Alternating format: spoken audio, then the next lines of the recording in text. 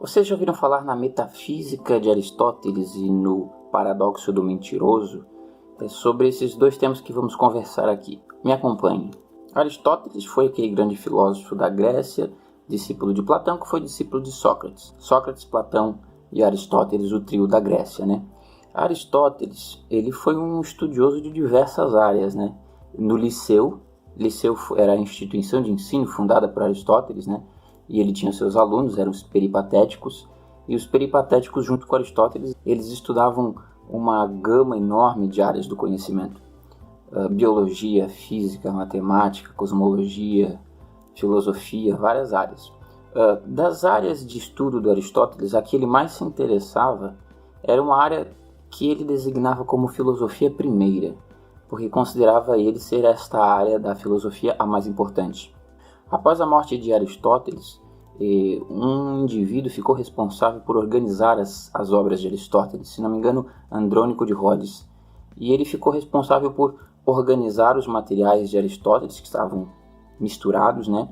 E ir organizando na prateleira as obras fechadas. Conforme o Andrônico foi colocando na sua prateleira as obras prontas, né? Uma determinada obra, que era a Filosofia Primeira de Aristóteles, era tão complexa, era tão abstrata, que o Andrônico não encontrava um nome para designar aquela área de estudo. Então, ele colocou na prateleira, ao lado do livro da Física, a Física de Aristóteles. Colocou ao lado do livro de Física. E o nome que ele deu para esse livro, que não tinha nome, né, ele deu de Metafísica, que significa depois da Física. Ou seja, depois do livro de Física na prateleira, né? E esse nome acabou sendo adotado para designar essa área de estudo do Aristóteles, metafísica. O próprio Aristóteles nunca utilizou esse termo, ele utilizava o termo filosofia primeira. E hoje em dia, né, no mundo contemporâneo, essa área metafísica também é designada como ontologia. Onto, que vem da palavra ente, que designa o ser, aquilo que é, né? E logia, que é estudo. Então, ontologia é o estudo do ser, é o estudo daquilo que é. E é disso que se trata a metafísica de Aristóteles. É uma área da filosofia que estuda a existência, os fundamentos da existência, as causas e os princípios que dão condição para que as coisas existam.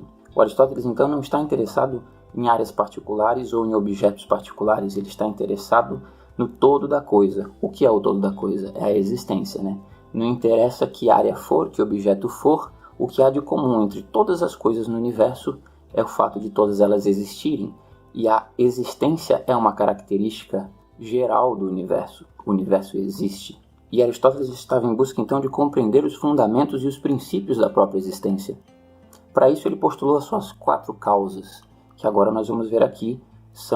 Nós vamos ver aqui as 4 causas da metafísica de Aristóteles, depois vamos ver os 3 princípios. As 4 causas junto dos 3 princípios, nós temos aí um entendimento já mínimo para compreender do que se trata essa área de estudo. As 4 causas da metafísica de Aristóteles são causa eficiente, causa formal, causa material, causa final. Ou seja, tudo aquilo que existe, estamos falando normalmente aqui em coisas materiais, tá? Que existem de forma física, né? Elas estão subordinadas a estas 4 causas. Causa eficiente é aquilo que deu origem à coisa. É aquilo que causou a coisa. Se a coisa existe, ela é efeito de uma causa, né? A causa que originou a coisa é a chamada de causa eficiente. Ou seja, vamos supor uma caneta. Qual é a causa de uma caneta? É a empresa que a produziu, né? Então a empresa é a causa eficiente da caneta. Então beleza, causa eficiente é aquilo ou aquele que criou a coisa. Causa formal é a forma da coisa. Tudo que existe possui forma. Não há nada neste universo que exista e não possua forma, né? Todas as coisas foram criadas por algo, ou seja, vieram de algum lugar, causa eficiente, e possuem formato, causa formal. A próxima é a causa material, que já é muito óbvia, né? Ou seja, tudo que existe, fora ter formato, é feito de algo. Existe uma causa material ali, plástico, madeira, ferro, não interessa. As coisas, se elas existem, elas são feitas de alguma matéria. É a causa material. E por fim, não menos importante, a causa final é a serventia, o propósito, é a finalidade da coisa. Se uma coisa existe, ela possui uma finalidade, ela possui um propósito, um telos. ela cumpre um desígnio. Não há nada no universo, você pode apontar para qualquer coisa. Segundo Aristóteles, todas as coisas que existem no universo possuem um propósito, possuem uma finalidade, cumprem um papel, servem para alguma coisa. Qual é a finalidade de um copo? Conter líquidos, por exemplo. Qual é a finalidade de uma cadeira? Servir de assento, por exemplo. Então, todas as coisas possuem uma finalidade. E associados às 4 causas, nós temos os 3 princípios da metafísica de Aristóteles. O princípio da identidade, o princípio da não contradição e o princípio do terceiro excluído. O princípio da identidade diz o quê? Que não há 2 coisas iguais no mundo. Todas as coisas possuem identidade própria, possuem características que conferem a sua singularidade, ou seja, não há 2 coisas iguais no universo. Eu vou mostrar para vocês. Por exemplo, nós temos 2 lápis aqui. Esses lápis são iguais? Segundo esse princípio, não há 2 coisas iguais no universo. Esses lápis são iguais? A princípio você diria que sim, mas se você for observar, um é um pouquinho maior do que o outro, um já está meio rabiscadinho aqui, então olhando nos detalhes você observa que parecem iguais, mas não são iguais. Agora vamos supor que eles fossem iguais, que eles fossem clones perfeitos. Se fosse possível, uma máquina que conseguisse fazer um objeto e fazer um clone atomicamente exatamente igual, ou seja, cada átomo que compõe este lápis é semelhante aos que compõem esse lápis, de forma que são clones perfeitos. Mesmo se fossem clones perfeitos, eu ainda diria que eles não são iguais. No que eles diferem, então? Se são clones perfeitos, no que diferem? Bom, diferem quanto à posição espacial. Por mais que 2 objetos sejam realmente iguais, eles ainda diferem quanto à sua localização, à sua posição no espaço. 2 objetos não ocupam o mesmo lugar no espaço. Agora, se fora clones perfeitos, nós ainda conseguíssemos burlar a lei da física e fazer com que esses 2 lápis assumissem o mesmo lugar no espaço, aí realmente eles seriam iguais. Mas aí nós já não estamos mais diante de 2 lápis, estamos diante de um lápis só, que é a singularidade enquanto tal, ou seja, não há 2 coisas iguais no universo. O segundo princípio é o princípio da não contradição, que diz o seguinte: uma proposição é verdadeira ou falsa, e não pode ser as 2 coisas ao mesmo tempo. Ou seja, para que as coisas estejam estabelecidas no mundo, para que haja ordem no universo, ou uma coisa é ou não é, ou é verdadeiro ou é falso. Não pode ser falso e verdadeiro ao mesmo tempo. É como supor a existência de um quadrado redondo. Um quadrado redondo ele burlaria os princípios da metafísica, por isso que não existe. Seria uma incoerência existencial. Ou é quadrado ou é redondo. Uma sentença é verdadeira ou é falsa.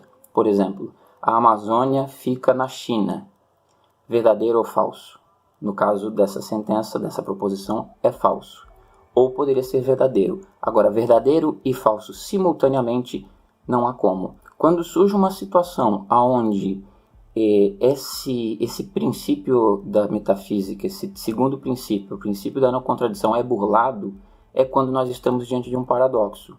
O paradoxo é justamente quando é quebrado esse princípio e nós estamos diante de uma situação ou de algo que é verdadeiro e falso simultaneamente, que é o caso do paradoxo do mentiroso, que eu vou contar no final do vídeo. Porque ainda há agora o terceiro princípio da metafísica de Aristóteles, que é o princípio do terceiro excluído, que é muito simples, diz o seguinte: ou uma proposição é verdadeira ou falsa, e não há uma terceira via, não há uma terceira possibilidade. Por isso que se chama princípio do terceiro excluído. Ou seja, a estátua da liberdade é feita de queijo. Ou é verdadeiro ou é falso. Há uma terceira possibilidade? Não há. As coisas no mundo, as sentenças, as proposições, elas têm só a característica de serem verdadeiras ou falsas. Não há uma terceira opção possível. Então, a terceira opção é excluída, o princípio do terceiro excluído. E dessa forma, nós temos as 4 causas e os 3 princípios que fundamentam, que dão condição para que as coisas existam, para que exista coerência na existência. Se esses princípios e causas começassem a ser burlados, nós viveríamos em um mundo com uma série de incoerências existenciais e de paradoxos. O paradoxo que eu apresento para vocês aqui é muito curioso, é o paradoxo do mentiroso. E a experiência do paradoxo ela é muito legal porque ela dá uma chacoalhada no cérebro. O ser humano está habituado com um mundo ordenado, segundo inclusive esses princípios e causas. E quando nós temos um desses princípios burlado, né, quando nós somos colocados diante de um paradoxo, o nosso cérebro ele não compreende aquilo. O cérebro está habituado a que uma coisa seja verdadeira ou uma coisa seja falsa. Se uma coisa é verdadeira e falsa simultaneamente, o nosso cérebro ele dá uma chacoalhada ali, você se sente um pouco aflito com essa situação. E eu vou contá-la para vocês agora. Imaginem um indivíduo hipotético, né, que ele é chamado de mentiroso. E esse indivíduo, qualquer frase que sair da boca dele, se ele abrir a boca e falar algo, tudo o que sair da boca deste indivíduo é mentira. Tá? Vamos postular isso, que ele só mente. Qualquer afirmação que ele fizer, hoje eu acordei cedo, ontem eu almocei frango, todas as proposições que saírem da boca deste indivíduo são falsas. Ele só mente. Eu pergunto para vocês, o que acontece com esse indivíduo quando ele profere a seguinte frase, a seguinte proposição: eu estou mentindo. Pense comigo, você está diante de um paradoxo. Por quê? Porque ele sempre mente. Então, se ele diz eu estou mentindo, é uma verdade, realmente, porque ele sempre mente. E ele está dizendo eu estou mentindo. E como ele sempre mente, né, na verdade ele está dizendo a verdade. Só que ele não pode dizer a verdade porque toda vez que ele diz algo, postulamos que era para ser mentira, né? Então, quando é difícil de compreender, mas pensem aí, né? Sempre que ele fala, é mentira. Se ele diz eu estou mentindo, é uma verdade. Mas ele sempre mente, então não pode ser uma verdade. O que acontece é simples. Toda vez que o mentiroso disser a frase eu estou mentindo, essa frase ela é verdadeira e falsa simultaneamente. Ela é verdadeira, mas ela também é falsa. Vocês conseguem compreender? Eu não sei como explicar melhor, mas eu espero que vocês tenham entendido. Caso não tenham entendido, existem outros vídeos por aí que exploram mais paradoxos, inclusive o paradoxo do mentiroso, que é o mais famoso, né? Tem o paradoxo também do Deus e a pedra, né? Que ajuda também a entender mais ou menos o que é um paradoxo, né? Deus é todo poderoso, ele pode tudo. Então, se ele pode tudo, ele pode construir uma pedra que ninguém possa levantar, porque ele pode tudo. Então, ele pode construir uma pedra que ninguém possa levantar.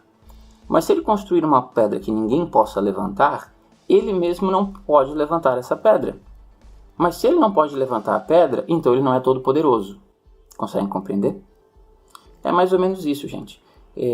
Espero que vocês tenham gostado do vídeo. Eu não quero me estender mais. Eu só quis aqui apresentar para vocês o que é a metafísica de Aristóteles. É claro que é muito mais complexo. Eu fiz aqui um resumo em 15 minutos da metafísica, né? E exemplificar o segundo princípio da metafísica de Aristóteles, que é o princípio da não contradição, né? Eu exemplifiquei ela através do paradoxo do mentiroso. Então eu espero que vocês tenham gostado. Um abraço e se inscrevam no canal, ativem as notificações e nós nos vemos no próximo vídeo. Um grande abraço.